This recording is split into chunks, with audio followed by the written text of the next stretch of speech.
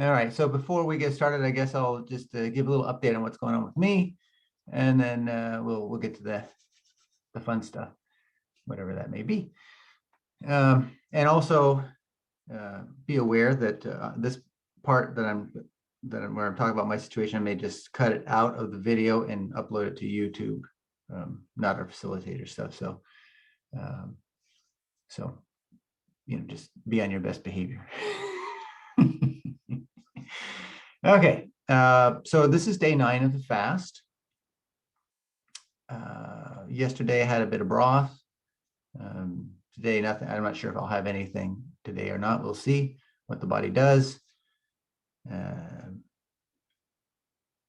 noticed 2 very interesting things. One is my hearing is obviously improved. So I can't watch the TV at the same volume that I would watch it before because it sounds really loud. So I have it several levels lower, which I would have been a level that would have been hard for me to hear it just 5 days ago or something like that. I suppose I noticed that change, I think yesterday. So maybe the day before I was playing at the usual volume. And then the next thing I noticed is that 2 or 3 days ago, when I wake up in the morning, it's a very strange thing. It's hard to explain. What I noticed is that the visual field, there would be this shadowy kind of, it was almost like something was changing in my eyes, and it would affect the light in a very weird way. It's still hard to explain, but it feels like my eyes are in some way healing or changing. Definitely changing, would be a good way of saying it. And during that process, after I woke up, it didn't feel right to wear my glasses. My body wouldn't let me put my glasses on, kind of thing. And that lasted for probably 3 or 4 hours each day. So maybe there's something going on with the eyes. So these are some, interesting phenomena. Also, in my dreams, every dream, for example, last night was a dream where the circumstances were ideal to test trust. It was so perfect. Like the first dream, for example, was I was back in Japan teaching junior high school. So they had rehired me, but under the same kind of circumstances. So I used to team teach with the principal of the junior high school. He and I became very good friends and trusted. And so because he knew me well, he made me the head teacher. Whenever there was a English class, I was the lead of the foreign teachers and would lead the class. The Japanese teacher would be subordinate to me, which is usually the reverse. It's always the reverse. But so that's what happened in reality. But in the dream, even though that was the contract that I came in under, on the first day of class, the Japanese teacher immediately took over and started teaching, and I was to be like a parrot, a recorder, just to give an example of the proper pronunciation. And in the dream, I got really angry because even on the paper where it shows the seating and then it shows the teacher's spot and it says head teacher and then Richard or something like that, it was like offensive, So I got really upset about it, and I went to go talk with the principal, and I found out that the principal had changed, so it wasn't the same guy, and so he had just changed things up. Of course, he was sort of a tyrant, emperor type. He went to the front of the school where the principal's desk is, like in the teacher's room, and there's his chair was this really tall, big, like a throne, and the vice principal and the head teachers and whatnot were smaller chairs next to him. It was really interesting, but it was a perfect example. Like in the middle of the dream, I woke up to how angry I was about this circumstance. It wasn't going to do any good because there's no way I was ever going to talk this guy into into seeing anything different than what he was doing. And so in the dream anyway, I kind of woke up to, oh, okay, this is reality. Trust the reality, work with it. Doesn't mean you have to continue working there, right? It just means that the emotional response isn't helpful. right? That's where the key was, that the emotional response is just a rejection of the moment. And since you are effectively the moment, when you reject the moment, you reject yourself. Um, and so then the next dream was even more interesting. Two people, family members actually, who betrayed me in reality at a very, very sensitive time in my life, were in the dream, and I had to work with them. So this is so I was working on a ranch, and I grew up on a ranch, so I believe it was my family ranch. I was working on the ranch with these two people, and I was also going to school. So it was like as if I was still in college, but I'm actually this age, and they're the same age they are. And I had failed the test for reasons that um, for whatever reason, I need to go back. I need to go back to the school and talk with the teacher or whatever. I don't know, retake the test. I don't know what the deal was, but I needed to do that immediately. And so I had to tell them that, I can't, please cover me for today. We were co-workers or whatnot in the barn. Cover me for today. I'll be back in a few hours. And as I'm talking to them, they had turned on, like, there's sprinklers in the barn. They turned on the sprinklers to water down the pathway because it gets pretty dusty in the summertime. So we're walking through the barn as I'm talking to them, and two things are happening. One is that they're like they're not going to cover for me, and the other is, and these are people that like I least trust in this world, um, but the sprinklers are actually following me, like they have a mind, so it's on both sides, and it gets even more absurd. I'm, of course, reacting to this, right?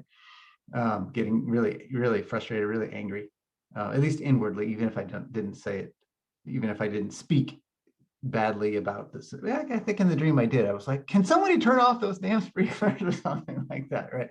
It's hilarious. But so the first two were actually sprinklers, but the next like four, there's two on each side, three down the aisle. The next three were just hoses with those like hand spray heads that were like snakes that were following me and squirting me.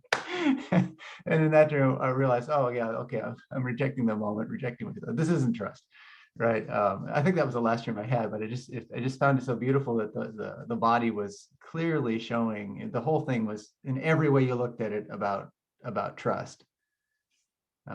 So I just wanted to make that update regarding, so this is again day 9 of the fast. I don't know how long this is going for. The entire process, I don't remember when this started. I wonder if any of you do. About how long ago did this whole process start? Anybody know? Month and a half?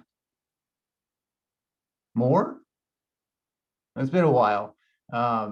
And so there's this process of going deep into trust, and it's just getting finer and finer. First month and a half were just daily visions, where I was seeing things like the connection between my myofascia, which is a communication system that runs throughout your body, not just one layer, but it actually connects from just below the skin all the way down through the muscles, through the bones, to the organs, and it's a communication system. And how what we would call karma, what I call just stuck energy. When I see it, it's this like electric blue, was this trapped in. That's what holds this energy. If you're not in trust, it just builds there. But this, from what I see, whether this is true or not, but from what I see, this is also a communication mechanism that connects to the overall human consciousness, and maybe more, because I saw the same thing in the Amazon vision. I saw the nature of what's going on the planet at that time. And I could see the earth, and around the earth was a serpent eating its tail. The serpent that was eating its tail was this electric blue energy. So it's all come together. It's just this, the entire consciousness of the earth, the humans, and probably animals too, and everything. It's consumed by, or stuck in this cycle right now, which isn't wrong. This is just what it needs to go through. But at some point, everything has to maybe stop and reset. And so the planet is going to go through this reset as I saw it. I'm not making a prediction like factually. I'm just saying that's as I saw it. Make of it what you will. Any questions on any of that so far?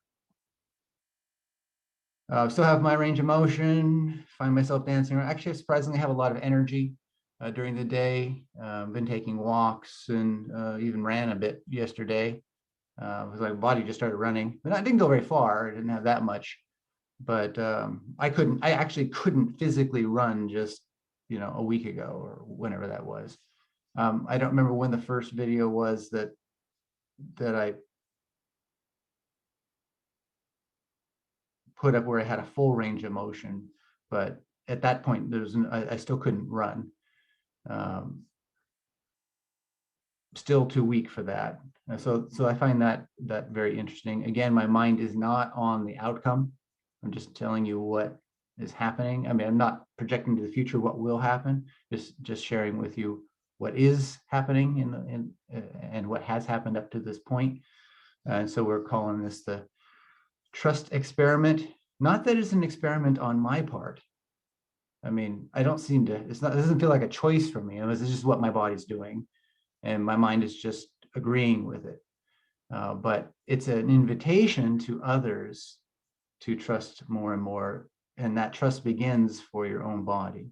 If you don't have trust for your own body and its intelligence, not trust that it's going to do everything you tell it to do, but trust for that it is actually the boss. The body, the mind is just an extension of, or the egoic mind is a small extension of the body that we're trapped in, or well, that we think we are, right? It thinks that that's what it is, but actually, when I say we think we are that, really, it thinks that it is the boss, and it is what thinks it is you, and that's actually not the case. So it's very counterintuitive. The reality is it's just a sort of an extension of the body that allows for certain function as a result of a separation of that mind and body in the illusion. So at some point there was a distrust for humans had developed a distrust for the body somehow, right? I suspect that distrust is what is reflected in Genesis 1-3, right? That's that somebody's attempt to explain that distrust process. So at some point there was a distrust of nature, and then something the mind developed the capacity to kind of narrate everything and control everything. This isn't wrong, but there's a return process that can happen as the mind realizes, I'm actually subservient to the body and to the earth, to the solar system, to the galaxy, to the whole universe, to the entire system. I'm a servant of that. That's the master. The fundamental consciousness is the master. Whatever that consciousness is, it may not be limited to just what we think of as our universe, but the totality of perception is the master. The totality of being is the master. And so there starts to be a trust for that. And there was another dream, actually, I just recalled as I talked about that, and that was my wife and I walking through town and being accosted by three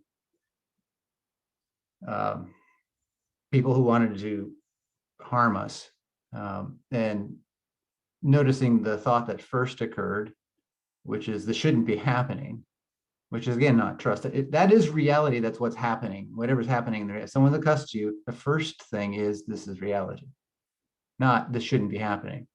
If this shouldn't be happening is a separation from the moment. You're not going to respond as well. You're not in the moment. You're distancing yourself.